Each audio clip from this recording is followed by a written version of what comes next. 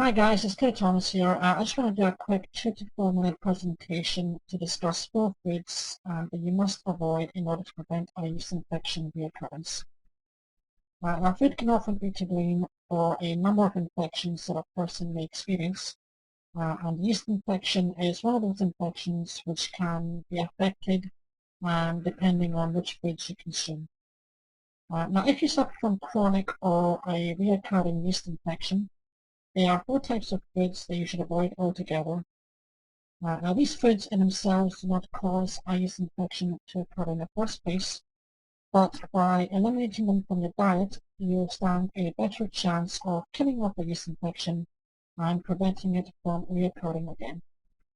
Now, the first food group that you need to avoid first and foremost is sugar, because sugar is the most common culprit when it comes to a yeast overgrowth. So it needs to be avoided altogether. The simple reason being is processed sugars fuel the yeast within our bodies, which can cause a worsening of the yeast overgrowth if you're already suffering from yeast infection. Now, this food group is probably one of the most difficult to avoid because almost all foods that we consume on a daily basis will contain some element of sugar. But what we need to try and do is minimize and try to eliminate as much processed sugar from our daily intake as possible. Now, the next food group is another food group which is difficult to avoid, much like sugar, and this is processed foods. Now, let's face it, it's very difficult for us to completely eliminate processed foods from our diets on a daily basis. Whenever we go to the shops or the supermarket, there's always a strong possibility that you'll end up buying processed foods. But ultimately, processed foods will actually do more harm to your body than good. In the case of a yeast infection, you need to stop eating processed foods altogether and instead focus on eating raw fruits and vegetables. In the same way, you should only be consuming fresh organic meats which have not been treated with chemicals or preservatives.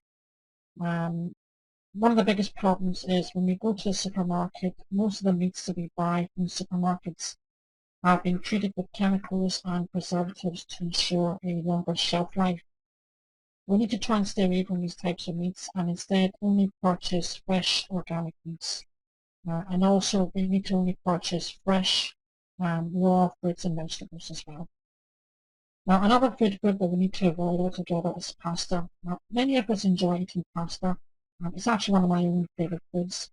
However, if you're suffering from a yeast infection, then you need to stop eating pastas altogether. The reason being is because most pasta is made from refined flour and water, and by consuming refined flour, we're essentially feeding the yeast within our bodies. The next food group to avoid is nuts. Now, nuts have actually sparked some debate. There's one camp which are saying that nuts are good for you, and another group which say that nuts are actually bad for you. Specifically, cashew nuts, peanuts, and pistachios are bad for you. The reason being is because they contain a high amount of mold, which can further inflame a yeast infection. However, there are some nuts which are actually good for you, and these include almond, hazelnuts, and walnuts. Now, like nuts, mushrooms have also sparked some debate. Now, again, there's some people that say the mushrooms are good for you, and others they would disagree with us. The truth is, there are some fungi that can actually have an inflammatory effect if you're suffering from a yeast infection. There are, however, some mushrooms which actually have beneficial properties if you're suffering from a yeast infection. The 2 mushrooms which are actually beneficial for you are 2 mushrooms called reishi and meatig. So these 2 mushrooms in particular are actually quite beneficial to take if you're suffering from a yeast infection. Now that's actually the end of the presentation, so thank you for watching this. I hope you learned something new.